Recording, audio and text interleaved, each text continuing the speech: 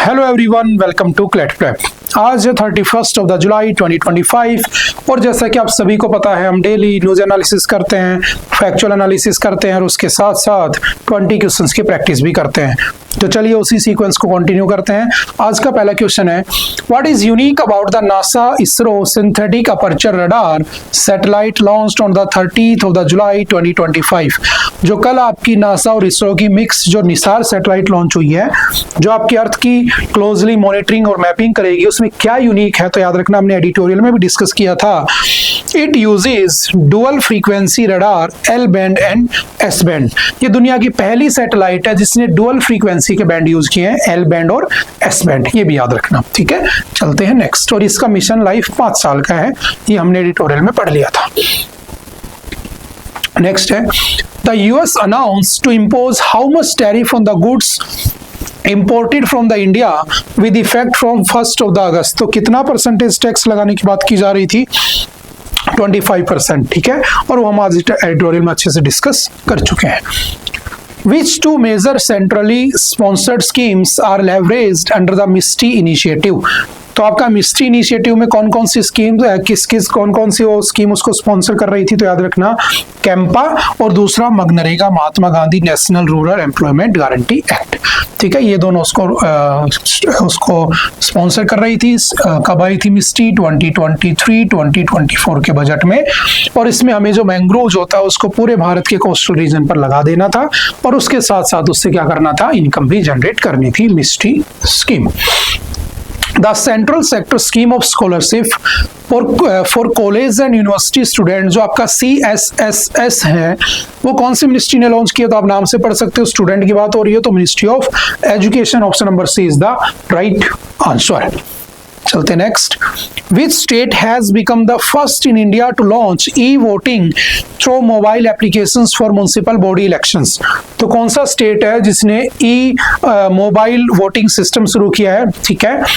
तो for municipal body elections के लिए तो आपका कौन सा? Bihar. Option number D is the right answer, ठीक है। बिहार में ही SIR सर जो रिवीजन है वो चल रहे हैं। नेक्स्ट है, ए 5300 year old early Harappa settlement and burial was recently discovered in which state?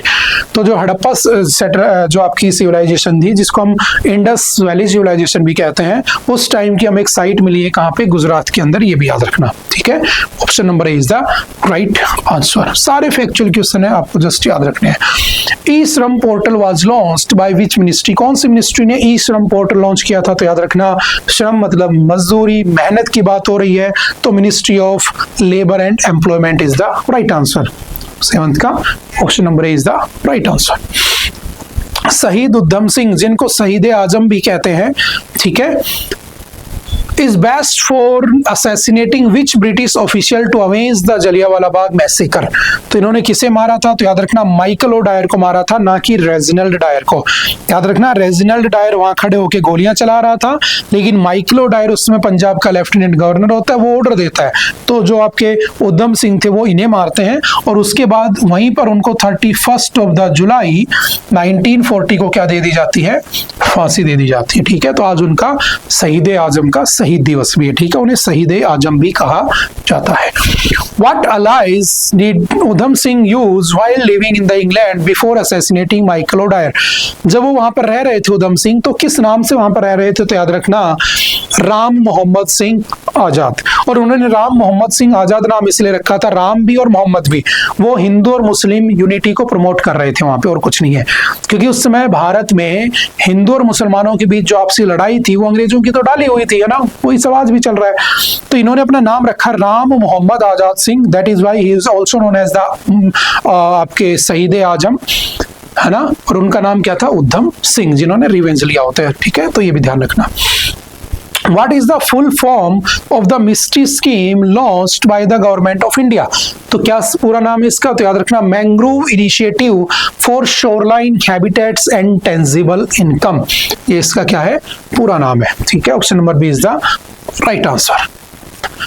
In which union budget was the MISHTI scheme first announce? तो मिस्टी स्कीम कौन से बजट में आई थी पहली बार? तो याद रखना, option number C, that is 2023 and 2024। Option number C is the right answer. What is the point inside the earth where an earthquake originates called? हमने आज एडोल में पढ़ा था कि जो सुनामी आई है ना चाइना, उसमें जापान में, यूएस में, क्योंकि जो आपका कमचटका पेनिनसुला है वहां पर क्या आया था, प्लेटों के टकराने से अर्थक्वेक आ गया था 8.8 मैग्नीट्यूड का। ठीक है, तो जहां पर अर्थक्वेक ओरिजिनेट होता है उसे हम क्या कहते हैं, फोकस पॉइंट कहते हैं, सी। ठीक है, option number C is the right answer. और वो पॉइंट जो डायरेक्टली उस फोकस के ऊपर होता है उसे हम क्या कहते हैं, एपिसेंटर कहते हैं। Option number D is the right answer. ये हमने एडिटोरियल में डिस्कस कर लिए थे। Which of the following types of the seismic waves are the fastest and arrive first at the seismograph? तो देखो तीन तरह की वेव होती हैं, P wave, S wave, surface wave. ठीक है, सरफेस वेव को एल वेव कह देते हैं, लव वेव्स। तो सबसे पहले पी वेव आती है, ध्यान रखना, option number B is the right answer. ये आपके सॉलिड, लिक्विड सभी सरफेस से पास हो जाती है। ठीक है, लेकिन जो आपकी एस वेव होती है, सेकेंडरी वेव्स, वो सिर्फ किससे आती हैं, ओनली सॉलिड से पास होती हैं। और ये सिर्फ कहाँ चलती हैं, सरफेस पे चलती है। तो सरफेस पे चलने वाली ज्यादा डिस्ट्रक्टेबल होती है और सबसे पहले पी वेव पहुंचती है, फास्टेस्ट होती है, याद रखना, fastest among all three waves. ठीक है, ये भी ध्यान रखना। नेक्स्ट है the Mercalli scale is use to measure what aspect of an earthquake. तो याद रखना दो चीजें होती हैं, एक होता है मर्केली स्केल, एक होता है आपका रिक्टर स्केल। तो मर्केली स्केल तो मेजर करता है उसकी इंटेंसिटी और डैमेज, और रिक्टर स्केल उसकी यूज करता है क्या, मैग्नीट्यूड को।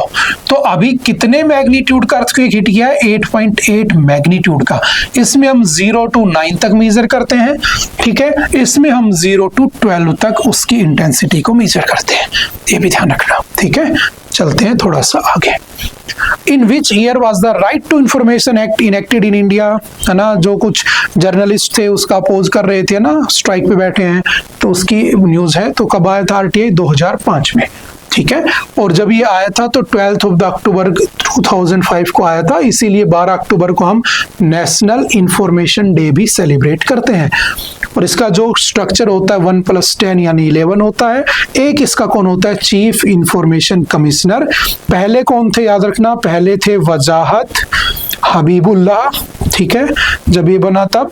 और आज के दिन कौन है, तो एट प्रेजेंट कौन है इसके चीफ इंफॉर्मेशन कमिश्नर, तो याद रखना Hiralal Samaria. Hiralal Samaria is the at present chief information commissioner of India. Which ministry is responsible for the implementation of the RTI Act in India? कौन सी मिनिस्ट्री के अंडर में आता है, तो याद रखना मिनिस्ट्री कौन सी है, option number C, that is ministry of personnel public grievances and pensions. Option number C is the right answer. ठीक है, चलते थोड़ा आगे। What is the primary objective of the Article 355 of the Indian Constitution? तो देखो 356 में emergency लिखी है, स्टेट इमरजेंसी, प्रेसिडेंट रूल। ठीक है, इसमें लिखा है 355 में, to ensure that every state is protected against external aggression and the internal disturbance. ये स्टेट के को बचाने के लिए, एक्सटर्नल अग्रेशन से और इंटरनल डिस्टर्बेंस से बचाने के लिए स्टेट की जिम्मेदारी किसके पास होती है, सेंटर के पास। अगर वो फेल हो जाता है उसमें, तो फिर वो उसमें प्रेसिडेंट रूल लगा देता है। ठीक है, option number C is the right answer. Under which article can the president impose president rule in a state, तो कौन सा आर्टिकल है, तो option number C, that is article 356। ठीक है, 352 में याद रखना नेशनल इमरजेंसी है। ठीक है, राइट आंसर सी है इसका। ठीक है, 355 में अभी पढ़ाई था कि स्टेट के बचाने की जिम्मेदारी सेंटर की होती है एक्सटर्नल अग्रेशन से। और 360 में आपकी फाइनेंशियल इमरजेंसी लगी है, जो आज तक एक बार भी लगी नहीं है। ठीक है, फाइनेंशियल इमरजेंसी। चलते हैं next. The legal service authorities act, जिसको हम नलसा भी कहते हैं, ठीक है, was enacted in which year to provide free legal aid and the insure justice for all. तो जो आपकी नलसा है वो कब आता है, तो याद रखना 1987 में, और 1995 में उसका डिपार्टमेंट बन जाता है। स्टेट लेवल पे सलसा, डिस्ट्रिक्ट लेवल पे डलसा होता है। ठीक है, गरीब लोगों को लीगल एड फ्री प्रोवाइड कराने के लिए बना होता है। ओके, आई थिंक आज के लिए इतना ही था। आई होप कि आपको बातें समझ में आई होंगी। फिर भी अगर कोई डाउट रहता है, किसी तरह की कोई प्रॉब्लम रहती है, तो आप एनी टाइम आकर मिल सकते हैं, पूछ सकते हैं। ओके, मिलते हैं किसी दूसरे लेक्चर में। Okay, bye bye, thank you, have a nice day.